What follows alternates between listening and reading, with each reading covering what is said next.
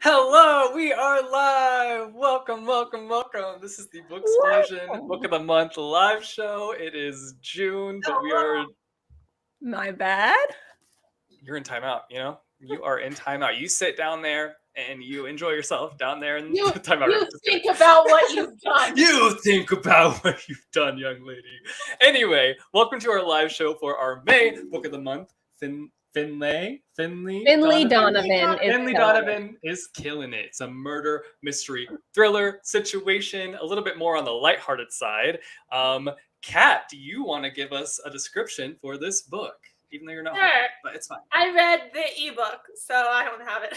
Here you go. It would be cool if you got it. You passed it over. Oh wait, No, it's not working. Why is it not working? You're trying so hard. What if we were all in the same room and doing this? That would be funny. Okay, It would have been great. Okay, so this is the first book in a series. It is, like Jesse said, a kind of more lighthearted adult murder mystery. We follow Finlay Donovan, who is an author, and she goes to Panera to meet her agent to talk about her next book. And she was recently banished from this Panera. Not sponsored by Panera. Not sponsored. Yeah. I wish it was. So she goes in disguise. She wears like this blonde wig and this wig scarf and big glasses. And she goes in to meet her agent, and she talks about her book, and she's talking about how like this is a really difficult murder and like it's really tricky, and like she still needs to figure out some stuff, and like she wants a bigger advance. And as she's leaving, she realizes there's like this note in her diaper bag that the woman who had been sitting next to them and like overhearing this conversation, like left a note in her bag that has like the name of her husband and an address and a dollar amount of $50,000. And Finlay realizes that like, oh, this woman completely misinterpreted the conversation. She thinks I'm an assassin for hire. And Finley's like, okay, well, that's not a big deal. Like, we don't have to do anything about that. Except Finlay is like super broke, and her ex-husband is like being a nightmare, especially about her finances, and like she might lose her kids. So like that $50,000 is looking pretty good. And so Finlay kind of thinks like, well, what harm can I do to like just investigate the situation a little bit and like see like why is she paying so much for her husband to get murdered? Like, how bad of a guy is he?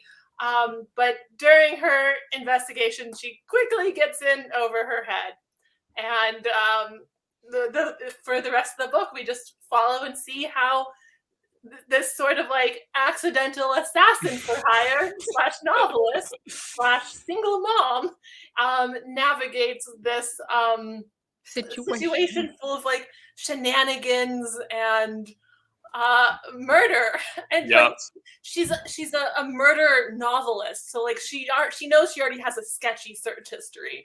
And like it's a fun murder mystery, very chaotic, very chaotic, very kind of like some like slapstick comedy. It's like a comedy of errors, because like there's all these like misunderstandings and like things going wrong and like ridiculous funny ways. It's a fun ride. yes.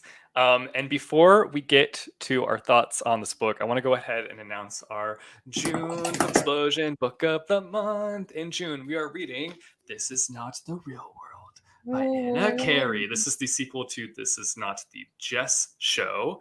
We read that book like back in last year, isn't it? April of maybe February. I can't remember, but we read it last year at some point. Was that last year? Last year or the year before? It was last year, I think. It was the year last just feels really long. Yeah, definitely. But you're going to want to read This Is Not the JESS Show before you read this one, so make sure you do that. It is a direct sequel, and we can't really talk about the plot of this without completely spoiling the first book. Right. But that first book does end on like such an interesting and compelling point. So I think we're all excited to see how it plays out. The series is very like Black Mirror, Twilight Zone-esque. So if that's your jam, definitely like get caught up and read with us this next month. Yeah, you can watch our live show for This Is Not the JESS Show to hear us give like a non-spoilery talk about that book if you're interested. Yes, but yeah, this is what we're reading for June. We don't have a live show date yet, but follow our social media and we'll post about that when we have picked one out. Yes. Yeah. Okay, now time for our non-spoilery thoughts. Bow, bow, bow, bow, bow. Okay, Christine, kick us off with your non-spoilery non-spoilery thoughts. Okay, non-spoilery. Non-spoilery. So I don't know if I watch a lot of murder shows. I read a lot of murder books, and I recently read The Good Girl's Guide to Murder trilogy. And I just I just couldn't take her seriously because she's like, I'm an author, I write murder mystery novels, I know what I'm doing. And then she made this is amateur hour. I was like, you know nothing. Like, I could do this better than you. I'm just like, every time she did something stupid, I was like, you're so stupid. And then like when she was constantly doing stupid shit, I was like, Pip would never do this. Pip would never do that. She's the main character of Good Girl's Guide to Murder, and she's kind of it's a similar through line where she's like investigating a murder that like she shouldn't really be involved, but like she gets involved because she's trying to investigate it herself, and so I kept comparing the two and being like, oh my god, you're doing the stupidest mistakes I've ever seen. What are you doing? And like there are realizations that like she wouldn't get for a long time that I would immediately be like, this happened. Why aren't you seeing this, you novelist? Like, what are you doing? So like I enjoyed it, but like that was kind of like a cloud over me the whole time. I was getting mad at her for being stupid when she was like, oh, I can't say. Hold the spoilers in. I'm interested to hear what you have to say when we get to spoilers. But yeah, no, I enjoyed it. I did the audiobook, and like the audiobook narrator, like I think this is another reason why I had a hard time taking it seriously. Even just like as when she talked, because she talks like Jennifer Coolidge. Do you know how Jennifer Coolidge looks like? Has that weird like accent that she like says words like this. And I was like, why is she talking like that? Wait, I didn't get that at all. I listened to the audiobook and I didn't feel that way. You didn't hear that? It was no, like I did have mine sped up a little bit though. So okay, that's why. I had it on like 1.2, and you can. I had it on like 2. Interesting. How did you decide? Next month we're working with Quirk Books. Did we say that? I don't think so, but yes. Next month we're working with Quirk Books. Someone just asked in the chat. But yeah, so those were my non-spoilery thoughts. It's really enjoyable, but like if you're a big into murder stuff, it might get on your nerves because she's so murder dumb. See, I'm not big into murder stuff. Like it's not a genre that I read a ton of. So that didn't bother me. I do agree that she does a lot of dumb things. Like there are some things where even I was like, that doesn't seem smart. But that didn't bother me though. I was just like, it's a very different thing from being a novelist and like working at it as like a plot level and like being able to like jump around the story as a whole. When it's happening to you, like I feel like I would be overwhelmed. Yeah. Like it would be more of like a humorous like fumbling kind of situation. So that didn't bother me at all. But there were some things that I kind of pieced together. I, for the most part, really enjoyed this. I had a good time reading it. It did stress me out quite a bit while reading it. Did the deadline stuff stress you out? Because I was having like secondhand stress about my deadline because she wasn't meeting her deadlines, and I was like, yeah, that stressed me out. And also the part about like the advance she was gonna have to give it back. I was just like, oh my god, like this is a horror novel. The same thing. I was like, this is so stressful. So like that was stressful. Then also like murder mystery thriller plots always stress me out, which is like one reason why I don't read those kind of books as much. But this I was able to like read it all in pretty much one sitting, so I like flew through it, and I really enjoyed it for the most part. It was really fun. I really liked Finley's arc, and like how her storyline kind of played out, but there were a couple of things that I can't talk about until we get to the spoilery section. There was one that like just gave me a lot of questions, and one thing that like I'm really upset that we didn't address further. We'll talk about it in a minute. Let's until we get to the spoilers. Let's see what Lucy has to say. Interesting. Okay, so I don't know where I was when we were even like discussing having this as our book of the month, because I thought we were reading a romance for some reason. So I went into this one being like, okay, like the girls wanted to read a summer romance. Okay. So I was shocked to find out that it was a murder mystery. That was shocking to me. I was not expecting this to be like as like lighthearted as it was. Like, because after I found out it was a murder mystery. Yeah, it's a comedy. I was like, wait, what? This is like really lighthearted and fun. I was like, this is kind of weird to like be feeling this way about like a murder mystery where they're like, you know, trying to hide the fact that they killed somebody. But yeah, I liked it a lot. I thought it was fun. I liked the writing style a lot, and I liked that it wasn't only solely about the murder mystery. Like we also have her, you know, struggling as a writer and like seeing her like have breakthroughs, and also there was like a lot of comedy with like her writing in terms of like her actually writing like about the current experience that she's dealing with. Like I loved that aspect of it. And then also like I liked the marriage aspect. And like 'cause she had just gone through a divorce, and like that brought in such a like interesting element in terms of like just the things that she was going through, and just like how she was like, you know, struggling for money, and just like how it was kind of like messing with her life path, I guess is what I will say. So I liked that. And then also I really loved the friendship that develops between our main character and the babysitter. I just loved that dynamic. It was so fun, and just like the sisterhood that they developed was so strong, and I just loved seeing that bond. So yeah, those are all my thoughts. I loved that too. Yeah, that was one of my favorite elements. Her and Bear, like when that's bordering. We'll get to it. Yeah. I think we are going to go ahead and hop into spoilers for this book. So if you have not read Finlay Donovan is Killing It, you should go read it. I recommend it. I thought it was really fun. Wait, what's our star ratings? I gave it a 4 out of 5 stars. I also give it a 4 out of 5. Yeah, 4 out of 5. Okay, cool. So we recommend it. Go check it out. Then come back and watch the rest of the live show. Also, for those of you who have read it, be sure to ask questions down below in the comments. We'll be answering them throughout the live show. So, spoilers. Is there anything that we want to discuss right off the bat? So many things. So much. First, I do want to continue on with the Vera Finley relationship.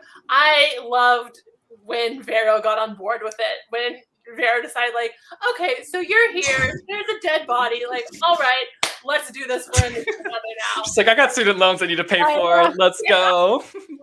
I love that. And I feel like that was exactly the kind of balance that Finley needed, because she was still like waffling back and forth and like, what do I do? And like, do I go to the cops and turn myself in and try to explain like, what do I do? And Vera's like, calmed her down and was like, we're doing this. Is how we're gonna do this. Yes. Also, like, I loved when Vera like stood up to her ex-husband and was like, listen, she's successful. Like, she's got a book deal now. Like, step back. Like, it was so good. Rewarding moment.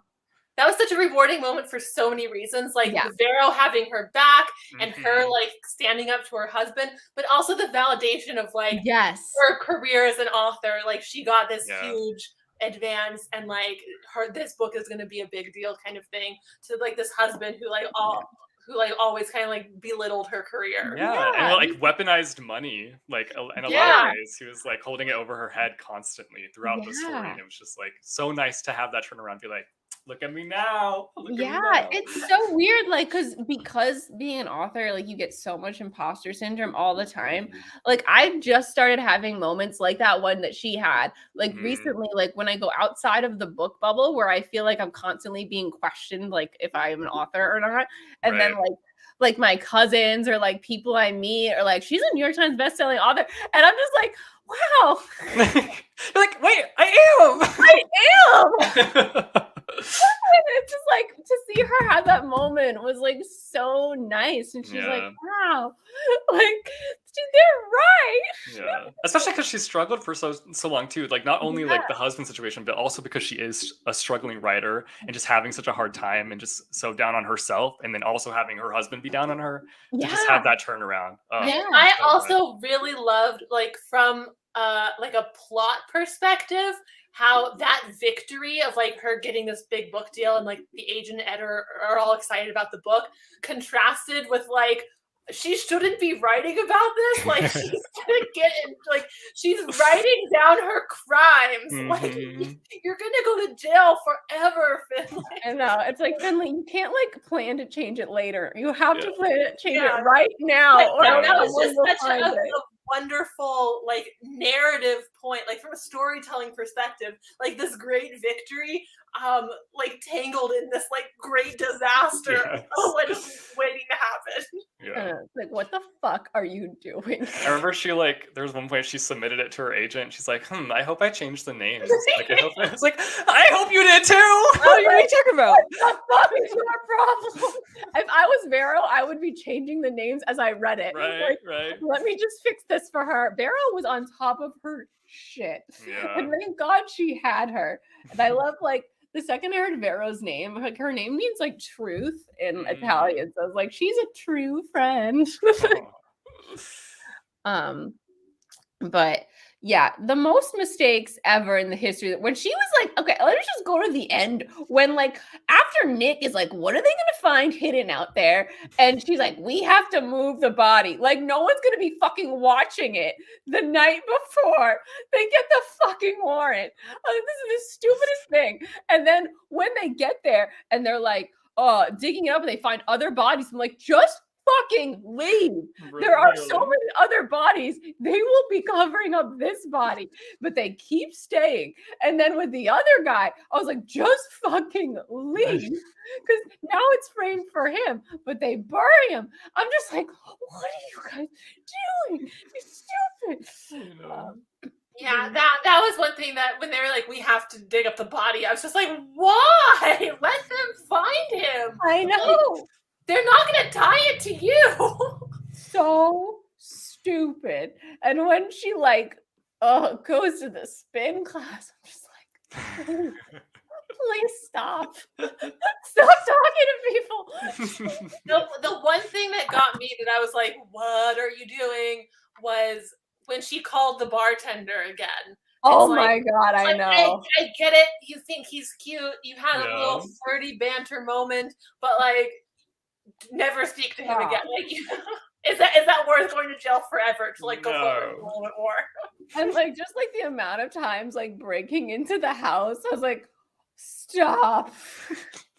See, I was like able to overlook all the stupidity though, because I was like, it's meant to kind of be this way. Like it's meant to be ridiculous and like over the top and like this would never happen in a million years. So. Yeah, it's just hard to like when you don't want her to die. It's hard to be like, this. What are you doing? Comedy. Yeah. I mean, also she's clearly still in a lot of danger because like she just framed a mob boss and got him like caught. Yeah. True. Like that's gonna come back to bite her in the ass. Like when she started dragging switch the drinks and the guy got drugged and she was dragging him, I was like, what are you doing? And I was like, also, you know, she doesn't know how much he was drugging these women with, but he's a much bigger guy. So I was like, he could wake up at any moment. I thought he wasn't going to be in the car when she got back. And then that's what I was waiting for, was for him to be awake and attack her and for her to like, absolutely kill him. Yeah. And then he's just like fucking dead. I'm like, why did you bring him home, you fucking idiot? Like, why did you go home? So stupid. Oh my gosh. I know he's frazzled, but it's like you brought him to your house. What were you thinking? I mean, it's just so many things that like when you look at it through like a critical eye or like what's a smart way to commit a murder, right? Like the thing where she went to go pick up her kids and like his body was in the back of the car. She took her kids along to like bury the body. I know. When she was like, I'm gonna wrap him in my shower curtain, I was like, do you not think any of your DNA is on that fucking shower curtain? Like, do you think that they're not gonna be able to trace that to you? I was Yeah. waiting for DNA the whole time because like Yeah. she was trying to do a mouth to mouth, and like she was obviously like touching him at Yeah. times. I mean, maybe that'll come up in the next book. Like we'll get to see. I was surprised this isn't a standalone. I was confused that Well, we're getting more. I think because like there is more like it's Yeah, a I mob mean, boss, so there's definitely more people involved here. yeah.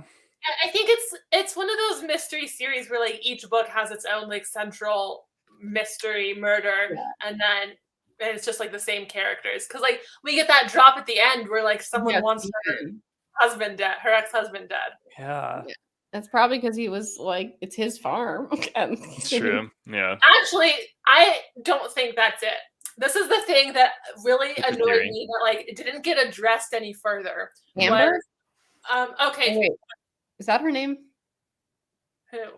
Amber. She was never addressed. Something's going on with her. She's going to be in the second book. Who's Amber? Remember or Ashley? Amy. The friend of the girl that she meets at Teresa's friend, who's like they call her Aunt Blah. She was a victim. She was one of the Harris's victims. Yeah, because my immediate thing was like it was her and Teresa who closed the garage. And then she's like, it's her and Teresa. I was like, duh. And then it wasn't. But like, then with the guy, with like Patricia and the guy at the dog store and like her not wearing her ring. I want to talk about that, but first I want to talk about the husband thing that bothered me. Okay. Thinking about the husband.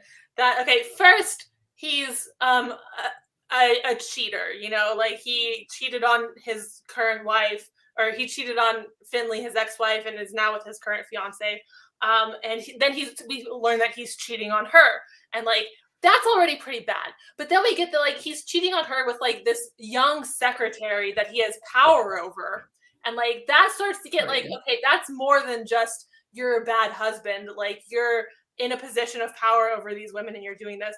But the thing that really pisses me off that we never like addressed or like talked about further was he tried to coerce Vera into sleeping with him to get paid. Like that's not just cheating or like hitting on the nanny or whatever. Right. That's this 22-year-old college student who he has a lot of power over, and who she doesn't have anywhere else to go for money. And he's saying like, I'll pay you if you have sex with me. Like, he's not a good person. Whoever has a hit on him, he probably deserves it, because this is a pattern at this point. It's not just like, oh, he's cheating on his wife. Like the being manipulative over people who he has power over, these younger women, like that's really, really messed up. And he's not a good person. Right. Yeah. And he almost like seems like he might have a sex addiction or something. Like the way that like it's so quick. Like he just like, how long has this been going on and Finley didn't know, you know, before how many other women were there? That's what I think it is. It's another woman who he tried to do this to. Yeah. Yikes.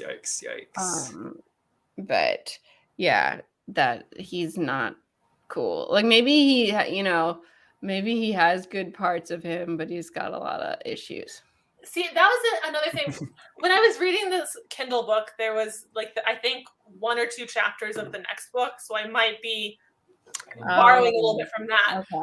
But there was one thing where Finley, because I think it ended like right where she like saw this one her husband. Yeah, it ends when she sees his name on the. But in the opening chapter of the next book, she's kind of talking about like she's like, I don't want him to die. You know, like sometimes I kind of want to kill him myself, but I don't want him to actually die. Like he's a good dad to his kids. Yeah. But like, is he a good dad to his kids? Because it seems like he's just trying to manipulate Finley and like financially abuse her to like win the kids over. But when we see in the beginning where he has the younger son Zachary for like a couple of hours on a day, and he's like calling Finley to like come pick him up, he like can't even handle. Or he like has a babysitter. He has a sitter. Like what? I was like, are you kidding? For like his weekends, and he's running full custody. Right. It's like And he keeps like manipulating his kids by like buying them really fancy presents that like they can only have at Teresa's house. It's like, is he a good dad? Because I'm not seeing it. Right. Yeah, I mean, and then like he's like, this reminds me of the birth of our kid, and she's like, really? Like when you were drunk and like we were trying to get you to come, to the fucking hospital, Yeah, he seems like a horrible person. Like, I respect Finley's decision to like not talk badly about him to the kids and to like not fight with him in front of the kids, but to be like, oh, like he's still their dad and like he's gonna be a good person in their lives. Like, where's your evidence of that? Because he seems like just a person all around. But you can, but it's still their dad, and it's still gonna really like traumatize the kids. I feel like in a way, not having a father and having him like dead that way, it's gonna cause them considerable trauma, and that's what I think she's thinking about, not him in particular. Yeah, I get that. Like, even with how shitty of a person he is, like I get that. But it was so frustrating because like he seems like a shitty husband / fiance partner, but also like not a good dad and just a shitty person in general. Like the whole trying to manipulate younger women and pressuring them into sleeping with him is just like so unbelievably disgusting. Shitty. Yeah, absolutely disgusting. Can we talk about Nick? Because I didn't really like Nick and the way he approached things with Finley either. I don't like the way, I mean, like, maybe it was the way he was portrayed in the audiobook, like, but it seemed like he was just constantly hitting on her when she wasn't, like, into it. That wasn't, like, her focus either. Like, yeah. And, I mean, and, like, the time when he just, like, kisses her because someone's watching and she's like, what's going on? I'm just like, I don't like this. Like, it's not a romantic moment. You didn't prep her. You could have just said, like, she's watching, kiss me or something, just so she's, like, knows what's going on. I don't know. I just feel like he was coming on really strong. And, like, it was clear that she wasn't really that into it. So it's weird. It just left me with a weird feeling. Like, I'm really happy that she got to, like, hang out with her lawyer in training at the end because he seems really cool. But yeah, Nick, I guess like he's been vetted, but maybe he has like a power complex because he's a cop. Potentially. I thought there was something else I wanted to talk about. There's a lot. I had a brain fart. I think I want to talk about the stepwife. How did we feel about her? Teresa. How do we feel about Teresa? I feel like Teresa got in she knew she was in some bad shit. Yeah.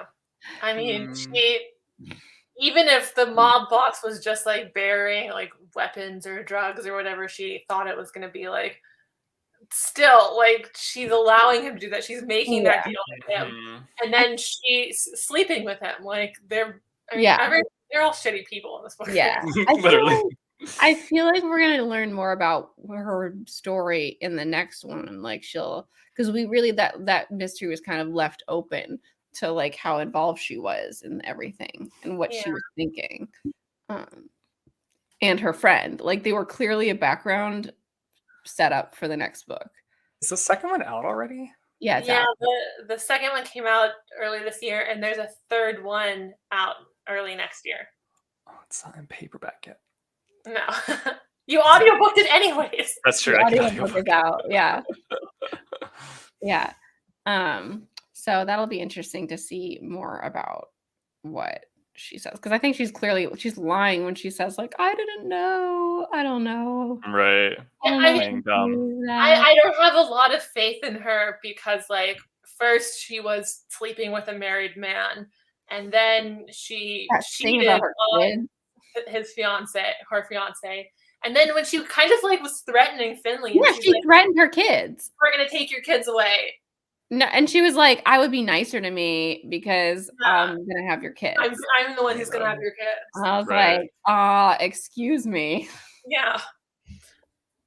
Step back. That's why I kind of wanted her to not be involved. Like, when we first found out that Amy was at an AA meeting, I was kind of hoping that like Teresa was there too, and like that was her secret that she didn't want her husband to find out, is that like or her fiance to find out, is that she's like a recovering alcoholic and she's going to AA. I was hoping it was something like that, so like she had some sort of like redemption, or like, oh, she's not all, because she's not completely terrible, she's just mostly terrible. But no, she's just completely terrible. As writers, how did you guys feel about like the writing elements within this book? Stressed me out. As someone who has had to push a deadline, like Right. I am stressed out reading this. Yeah, I mean, especially when like she's talking about how she has no idea, she doesn't even know where to go with like the rough draft, and her agent's like, it's due in 5 weeks. It's like, oh my God. And when she was like, give me anything, I was like, are they gonna say that to me? Oh my God. Yeah. But like I just in that aspect of it made it more. I know like you're overwhelmed in the moment and stuff, but like when she was doing dumb things, I was like, come on, you plot out books, like just take a second. Like don't plot do out that. what you're doing. I know. Like breathe and assess, or talk it through with Vera before you're like, I'm doing this. I don't know. I feel like I'd be the exact same way as her, though. If I like was dealing with a dead body, I'd just be like, "What do I do?" Like, I would have know. called the police. That's true. Yeah, I wouldn't have even gotten myself in Yeah, because I would have known that I would fuck it up. Like, like, what are you doing, Finlay? And she was constantly like, okay, if they get me now, I'll go away for this amount of time. Yeah. Oh my God. I would have told my sister, honestly. Her sister's like police. I feel like she should have told her what was going on when she got that guy in her truck, maybe. Yeah. I guess it depends on their relationship, but like, I don't know. It feels like she doesn't want Finlay to go to jail, so she would like help her figure out what's going on. Right. Yeah, I don't know. Yeah, I mean, that is just more of like for the plot reason, because she even had her sister right there on the phone and was asking like, how long will fees wear off? Like, I know. If I were her sister, I would like probably come over. Yeah. Well, but again, she's an author, so she's probably used to her sister asking her weird questions like that. Right. Yeah. But I just was gonna say something about something. Somebody said it's being adapted. I wonder, is it going to be adapted into a movie or a series? It feels like it could easily be a mini series. Yeah, if they do the whole book series as a mini series, because I feel like we are going to have a running arc of like dealing with the mob. It's going to be a TV series. And on what? What streamer? Oh, interesting. It's by the same developer as Pretty Little Liars. Okay. I'm not seeing a network. It looks like it's just being developed by a production company. Maybe no one's bought it yet. Yeah. Interesting. Cool. Very interesting. I mean, I think that'll be fun. I think it'll make for a fun TV series. I think honestly, like the stupid stuff when you're reading might come off more funny, like when you see it happening. Yeah, absolutely. I mean, that's why I don't know if either of you guys watched the TV show Castle. Yes, I did. Yeah. I love that show, and the premise is similar in that the pilot episode is like a novelist who gets called in as like a consultant for the police because a murder is copied straight out of his book. And so they like bring him in to like help the case. And then he decides to stick around and like be their unofficial consultant for like more cases. But it had that sort of like campy in over your head, like I'm a novelist, so I know plot things, but also I'm terrible at actual murder kind of thing. Yeah, had a really good first season. I mean, I liked the whole series. I remember like the ending. The murders just got less cool, so I got like less invested. Wait, do you guys have like shows or books you would recommend based off this book? Like, if you like this, you'd like Castle. Castle. Honestly, I feel like if you liked this, like you should read The Good Girl's Guide to Murder. I loved that trilogy. I It's didn't realize that not was as a trilogy. yeah, it's really good. This is definitely more lighthearted, but like the other one, I mean, it has like lighthearted moments. It's like a combo, you know. It has like all of the things. It's definitely Right. more of a drama. Yeah. It's not super serious all the time, you know. And it has like different aspects like of friendships and love interests and stuff going on. It's not like solid murder. It's really, I loved it. Only Murders in the Building is a good comp for sure. That is a show on Hulu with Selena Gomez, Steve Martin, and that other guy whose name I always forget, but you'd recognize him. It's definitely like, I don't like that one as much because it's so lighthearted feeling, even though there are murders happening. What was that like Melissa McCarthy, Jennifer Aniston movie? Melissa Anybody? McCarthy, Jennifer Aniston? I don't know Jennifer those two Aniston? together. Maybe not Jennifer Aniston. You mean, do you mean Sandra Bullock? Sandra Bullock. What was that The movie? Heat? The Heat? Yeah. I started watching it recently. I only got through the first 10 minutes though, because I had to. I feel like that might be a comp in like the It's a buddy cop comedy. Yeah, the buddy cop element. Yeah. Yeah. I mean, yeah, but these are like the murderers being buddy cops. Yeah. You know. I feel like I saw a movie where it was like two people who it was like a buddy cop style, except they weren't cops, they were accidental killers. Like they accidentally killed someone. And then my cousin Vinny has like is a perfect movie. But but like it opens up, it's really fun. There's these two kids and like they're on a road trip and they go into a like 7-Eleven and like steal a little cup of tuna by accident, like forgot to pay for it or something. And then the police are behind them. And they're like, oh my God, the police are after us for the tuna or whatever the fuck it is.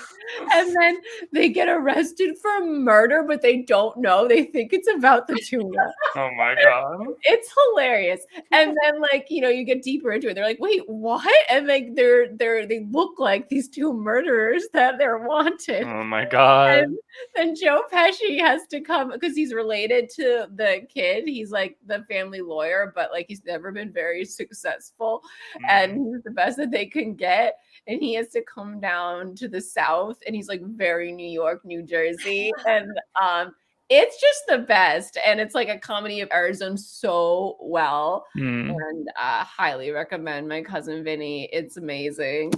It's rated R. I thought you were about to say like My Cousin Vinny like has this show, or I was like, wait, what? I was like, your actual cousin. I've never heard of the movie. I'm like waiting. Oh my God, it's one of my favorite movies. Definitely watch it.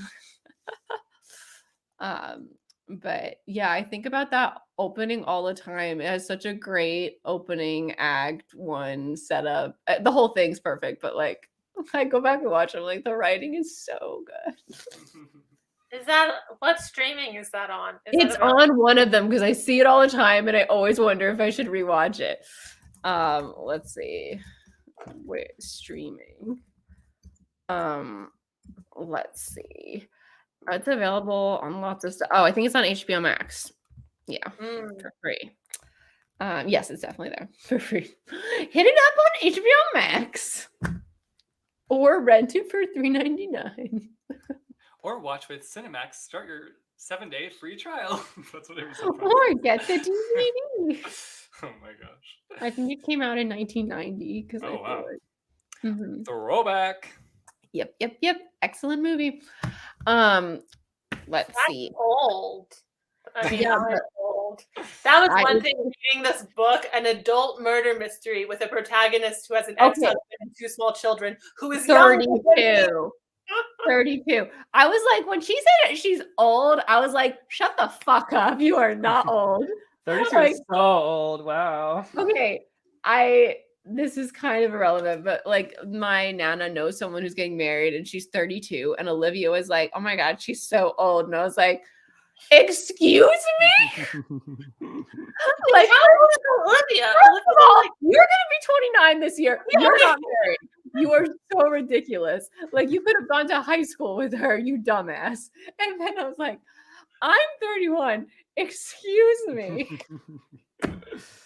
Oh my gosh. So let's talk about the scene at the dog place, because I was like, why are you going to the dog place that she went to? But also then like it's talked about with her kids and said in front of Nick. I thought that Nick was gonna say something about the dog place when Yeah.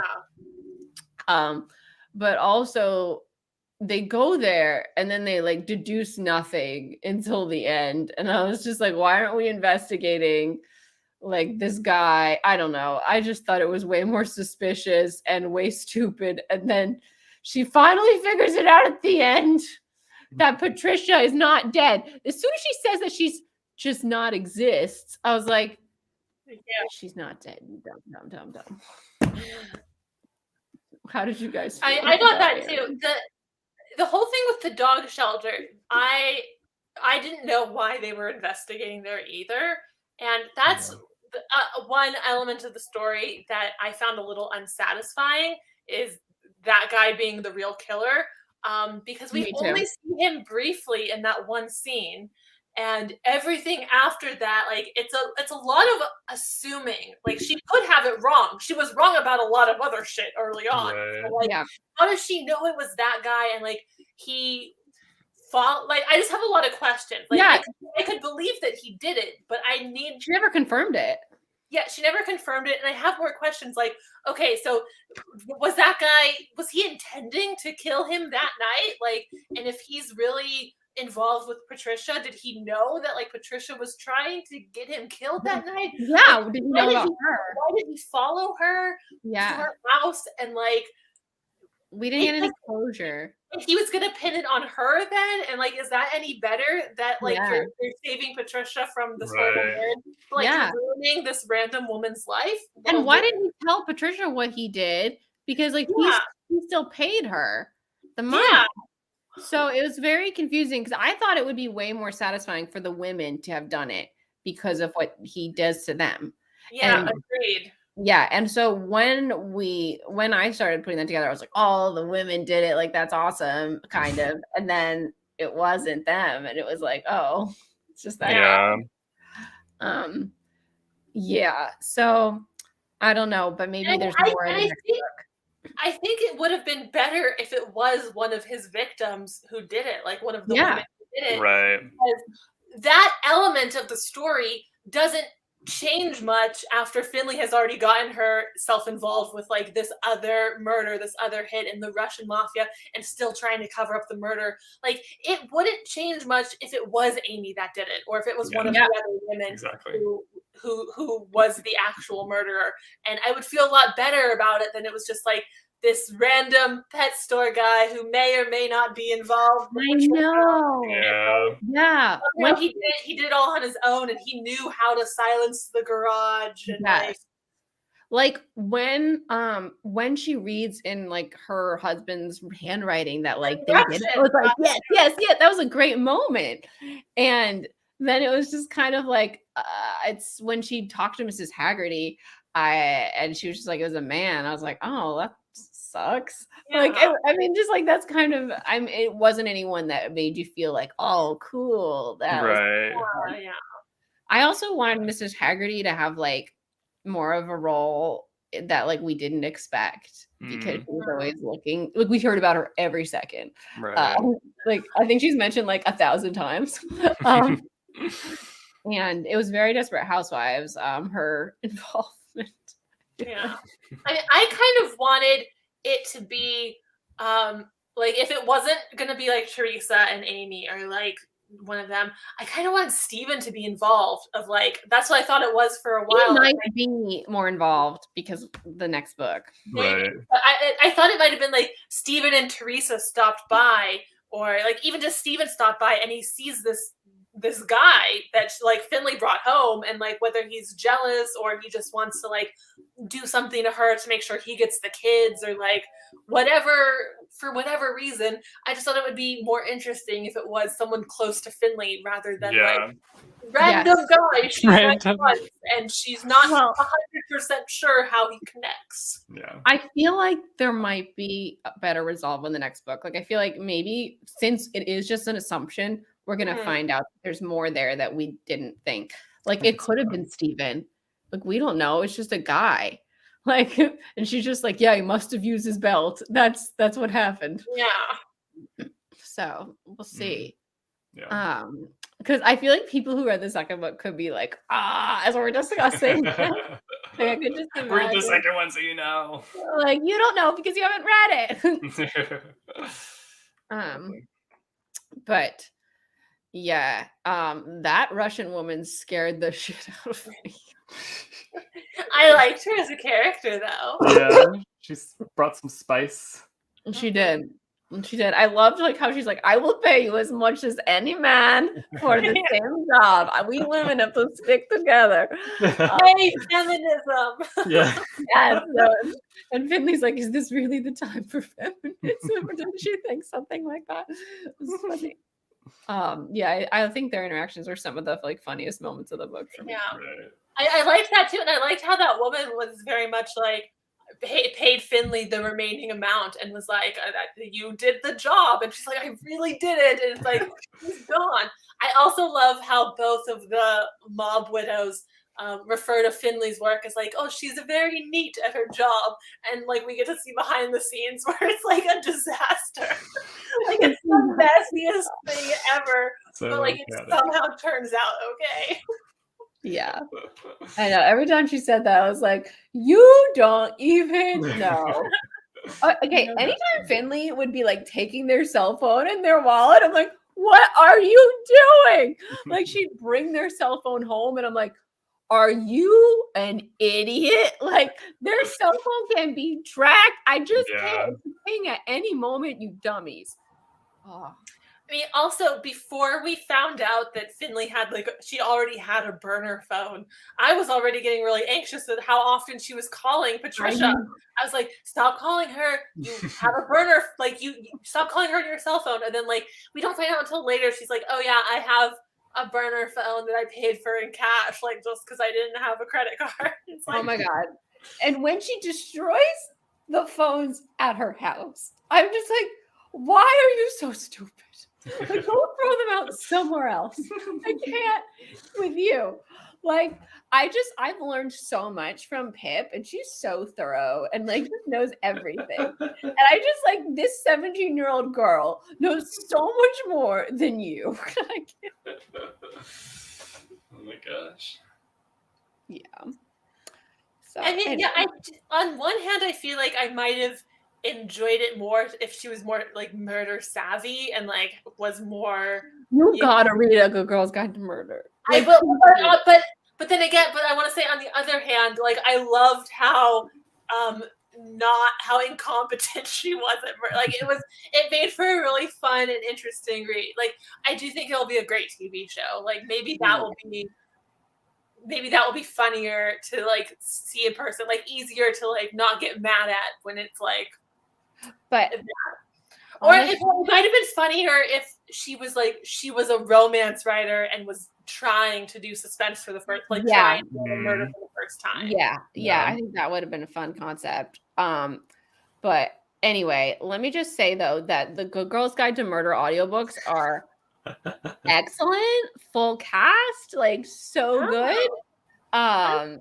Well, I'll look into it. I'd really love if you guys read it so we could talk about them. Because I've been dying to talk in person about these books. Make a book talk. I just feel like I'd have to reread them to get like all the details again because now it's been months. Yeah, I know. I should have made a book talk. It was a busy time. Oh yeah, book 1 came out right at the cusp of COVID. Yeah, well, I read book 1 in like the holiday times, like in my ears. So I was like doing lots of stuff. Holiday times are crazy. Finlay Donovan Knocks Him Dead is on my library app. So yeah. right Will now. you be continuing the series? I definitely want to. Yeah. I'm going to. I'm interested to see if she's as messy in the second book. You know, like I want to find out. Yeah, I'm interested in how she's like plotting out this trilogy. And how I it'll. think I saw it was 4 books. Ooh. Oh, 4 books. Interesting. Yeah, I'm interested to see how like the storytelling goes. Because yeah, I think it's fascinating to see how like an author plots out a mystery novel that like keeps going. Definitely. I'll do Good Girl's Guide to Murder with you, Christine, because I need to read it for writing research. Christine, is it really a good scene? Like, you really recommend it? Oh my god, it's my like favorite of the year. You have to. She keeps bringing it up, so I think she likes it potentially. I just need to know if it's worth buying all 3 books outright. It is worth buying. I wish I did, because I was like, should I get the box set? Maybe I won't like the whole thing. Regret, because like I don't know. I bought the first one. I can't find it. Now all I have is the third one, and I want all of them, so I have to buy them because I have them all in audiobook. Okay. It looks like the audiobook is on Spotify. Oh. For free? Yeah. Nice. So. Yeah. Is it just book 1? Oh. Wait, is this it? It's part 1 of the book. That's weird. Oh, it's probably like a sound to hook you, to get you in its hook, and then make you buy the full book. I mean, I'll buy the full book. I don't have any problem. Yeah, I'm very excited about it. Yeah, it's absolutely worth buying all 3. It is absolutely worth. But I have been so shook by a series in so long. Like, I regret not being able to make all the content about it, because like there was so much I wanted to talk about. I mean, okay, is it that good even for someone who doesn't traditionally enjoy? Okay. Wow, yeah. Christine's really influencing Kat to buy this right now. Kat's like hovering over the buy button. They're all in my cart. So like, this is what I do. No, wait, there's a box set. I know, that's what I was gonna get, and I didn't. I regret it. Oh no, it's cheaper to buy them individually for some reason. It is? I hate when that happens. Like, wow. Well, on Amazon, I might just. Are they like hardcover in the box set, or are they like softcover? But there's a hardcover and a paperback. Hardcover is cheaper than paperback, but buying them individually is cheaper than it all. Nice. I have to go buy the first and second book. Do I have them? I'm only gonna buy the first one to start, I think. You have to read the 3. I'm trying. Christine, I have so many fucking trilogies that I bought all 3 books. So Let's get the audiobooks. Like, they're excellent. Wait, why is the paperback? The paperback, like, I think you just said this. Like, why is the set more expensive than the hardcover set? Well, the thing is, like, these originated in England, and so they've been they've been Americanized, because a lot of the just like words and stuff are different with like all the police stuff. So it takes place in like an American town here, whereas it takes place in like a small British town. Oh, that's really interesting, actually. That they like. Yeah. It changed that much. Yeah, and I was talking to one of the girls I talk to a lot who watches my videos has read it.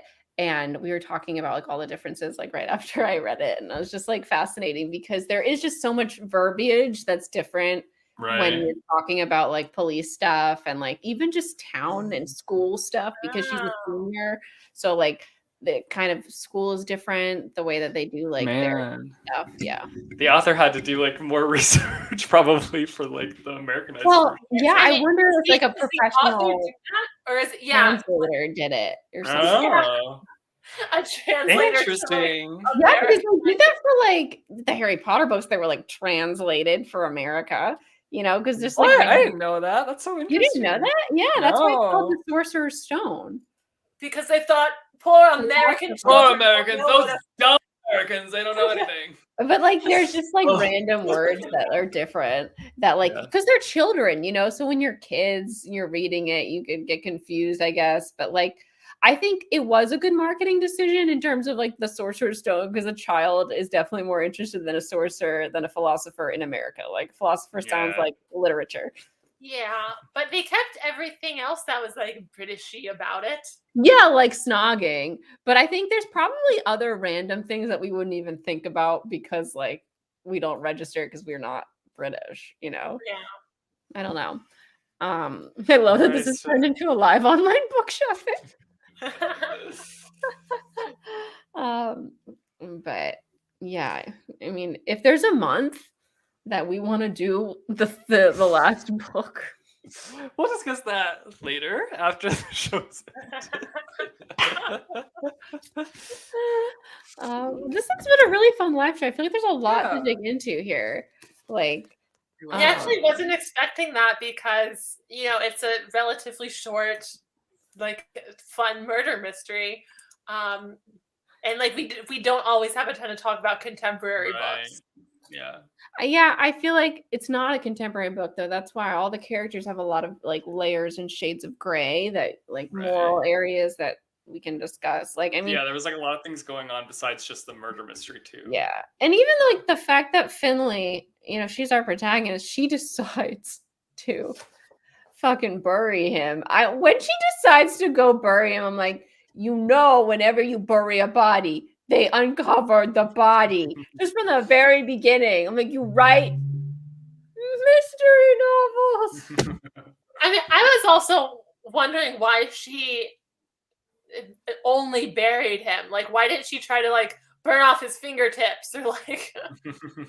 I mean, she did kind of say like, I draw the line at like removing like fingers and like his teeth and stuff, but like, I don't know, you could have like put a chemical over him or something. You could have put him in a bucket with stuff if you watch Breaking Bad.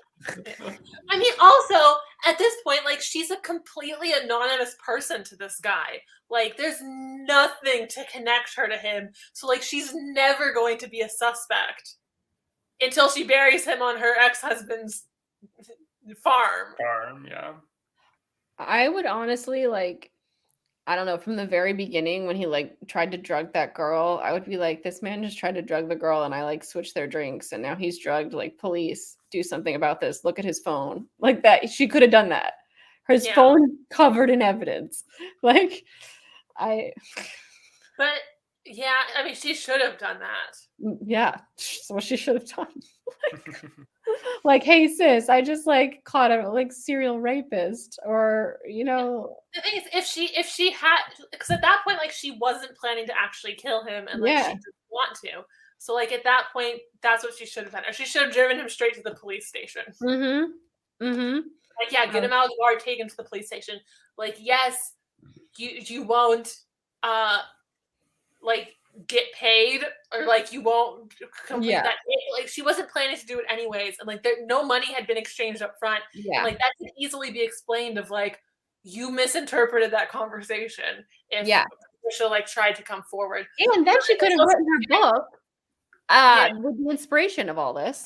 Yeah, but there's also the thing about like that guy deserves to die, honestly. And like he probably would have gotten off if she had just gone to the police. Yeah, but then she wouldn't be like fucking framed for murder. I kind of almost wish that like she had killed him accidentally. Like if it was like if she did actually. Oh, that she did close the garage. Yeah. If it wasn't some random guy rooting around in her garage, like I almost think it would have been better if it was her, because like it was an accident. Yeah. But like now she's really involved and she like has to be involved. When she went to Patricia's house the next day, I was like, "What the fuck are you doing? Like again? Like what are you doing?" Not thinking it through. Like the mob was like there. Oh my gosh. And then she's like, I guess I should go in and check on her. Or you should not do that at all. So dumb. Turn around. Walk away. Anyway, All right. A fun time. It was a fun Yes. time. That was our discussion for our May book of the month. Finlay Donovan is killing it. Hope you guys enjoyed it. In June, we're going to be reading This Is Not the Real World, which again is a sequel to This Is Not the JESS show. So if you have not read that, go read that, then read this book and join us. We don't have a live show date yet, but when we do, it'll be all over our socials. Follow us on Instagram specifically because our Instagram is popping, and follow us on Twitter at Booksplosion. I'm Jesse. Honestly, our Instagram is so beautiful. Please go follow it. I'm Christine. I'm Kat. We're Booksplosion. Thank you for watching. We love you guys. We'll see you next month. Okay. Bye.